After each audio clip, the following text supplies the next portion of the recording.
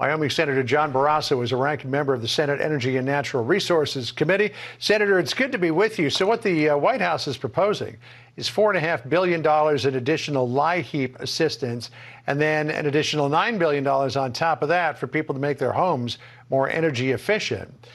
Critics are asking the question, if Biden's energy policies had been different on day one when he took office, would we be where we are now in terms of needing all this assistance to cope with high prices? Well, this program is not going to help so many Americans who are living the nightmare, John, of whether they can afford to heat their home versus fill their grocery cart versus fill their gas tank. That is the problem that this administration has from the beginning, because their policies continue to keep the overall cost of energy high. They've killed the American energy production to a level that it's driven up costs. It's brought on all of this inflation that people are suffering under. So the question is, what do? And their goal is not to produce more energy, it's to actually subsidize people who can't afford the expensive energy. Remember, they tried to do this when gas prices were even higher than they are now with their gas card. So you're right, this is just for a select group of low-income people. But what they're proposing, all of this government money, will not help the great majority of Americans, because it doesn't do anything to bring down the cost of American energy. The way to do that is to unleash American energy. We have it here in the ground. But all these climate-crazy Democrats who vote with the president item after item after item, their vote is to keep the energy in America, the affordable, available, reliable energy, and keep it in the ground. Yeah, this program wouldn't do anything to increase the supply of home heating oil either. And we know that diesel is at almost critically low levels. The president is also, as we mentioned at the top, Senator, taking aim again at his favorite boogeyman, the oil and gas industry, whacking them for not reinvesting profits that they are reaping from the high price of oil and gas these days. Here's what the Wall Street Journal said about that. The president, who has done everything in his power to limit U.S. oil investment, is now furious that he succeeded. Mr. Biden is miffed in particular that companies are returning cash to shareholders rather than increasing supply.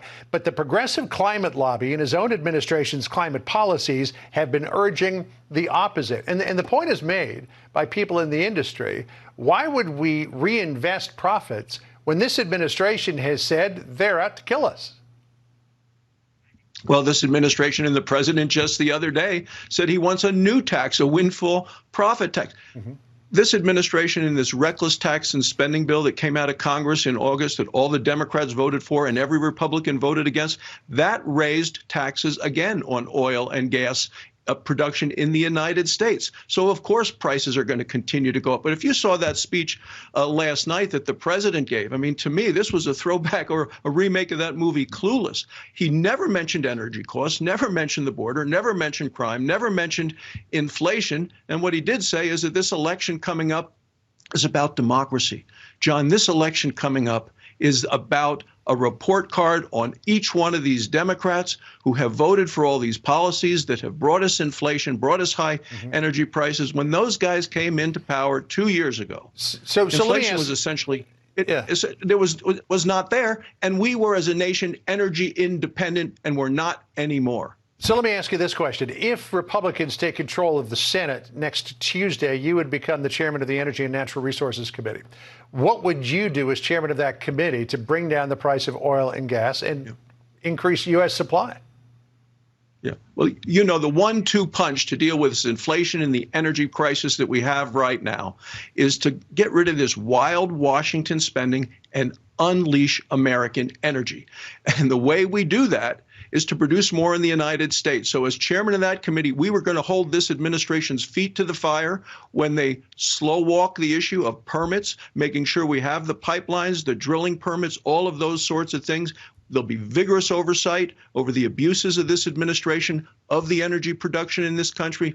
We will make sure that they're not going to have any of their wild-eyed individuals who love American energy poverty confirmed to any positions in this cabinet. We will block each and every one of them. But really, the American people have a big say in this as well, because the turnout in the election on Tuesday, making sure we elect Republicans to take over the House and the Senate, is going to send a very strong message to this administration. They're on the wrong track. We need to change direction for the benefit of the future of this country. We'll find out in 5 days if you get your chance. Senator John Barrasso of Wyoming, good to talk to you. Thank you. Great. I'll be in Nevada tomorrow campaigning with Adam Laxalt in an effort to take back the Senate. All right, we'll be watching that. Thank you again.